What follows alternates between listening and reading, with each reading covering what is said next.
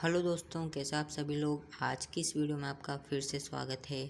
तो आज की इस वीडियो में हम बात करने वाले यूपीएससी क्या है, यूपीएससी के अंतर्गत कुल कितने पद होते हैं, यूपीएससी द्वारा आयोजित परीक्षाएं, यूपीएससी परीक्षा के लिए उम्र सीमा, यूपीएससी की परीक्षा कितने चरणों में पूरी होती है।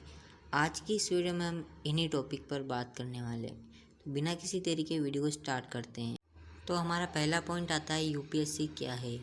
यूपीएससी को हिंदी में दोस्तों संघ लोक सेवा आयोग कहा जाता है तथा अंग्रेजी में यूनियन पब्लिक सर्विस कमीशन कहा जाता है।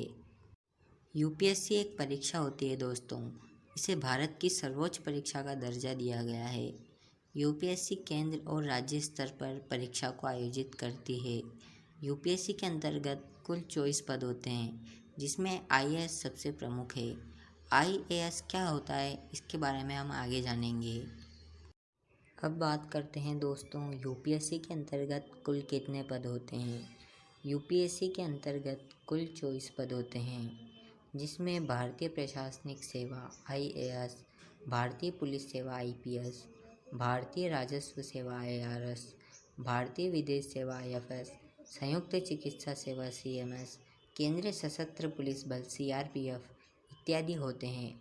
इनमें सभी ग्रेड ए तथा बी के अधिकारी हैं, जिसका चयन संघ लोक सेवा आयोग द्वारा किया गया है। अब बात करते हैं दोस्तों, यूपीएससी द्वारा आयोजित परीक्षाएं, यानी कि यूपीएससी किन किन एग्ज़ाम को आयोजित करती है। तो UPSC civil service exam CSC को करती है, engineering service examination ESE, combined defence service CDS, national defence academy NDA, नौसेना एकेडमी एनए को आयोजित करती है। इन सभी परीक्षाओं को यूपीएससी द्वारा आयोजित किया जाता है। यूपीएससी परीक्षा के लिए उम्र सीमा। सामान्य वर्ग जनरल की उम्र सीमा 21 से 32 तक की रखी गई है तथा अन्य पिछड़ी जाति ओबीसी की उम्र सीमा 21 से 35 तक की रखी गई है तथा अनुसूचित जनजाति एससी एसटी की 21 से 37 तक की रखी गई है। सामान्य वर्ग वाले इस एग्ज़ाम को 6 बार दे सकते हैं तथा ओबीसी वर्ग वाले इस परीक्षा को 9 बार दे सकते हैं तथा एससी एसटी वाले इस एग्ज़ाम को कई बार दे सकते हैं। अब बात करते हैं दोस्तों, यूपीएससी परीक्षा कितने चरणों में पूरी होती है। तो यूपीएससी की परीक्षा 3 चरणों में पूरी होती है, प्रीलिम्स, मेंस एंड इंटरव्यू।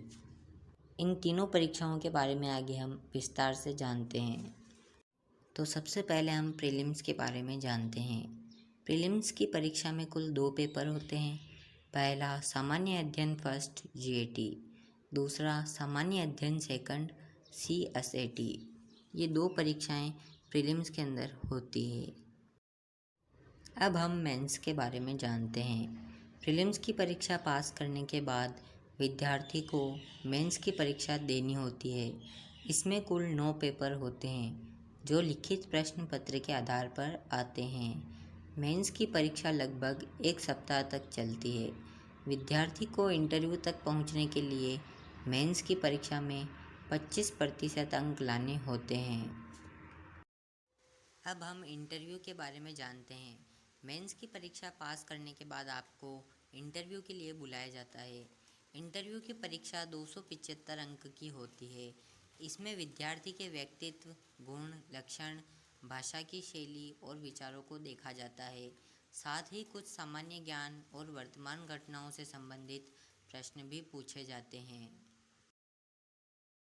अब दोस्तों, अगर आप इन तीनों परीक्षाओं को क्लियर कर लेते हैं तो आप एक आईएएस, आईपीएस, आईएफएस या आईआरएस ऑफिसर बन सकते हैं या फिर कुल 24 सेवाओं में से किसी एक सेवा के लिए चुने जा सकते हैं।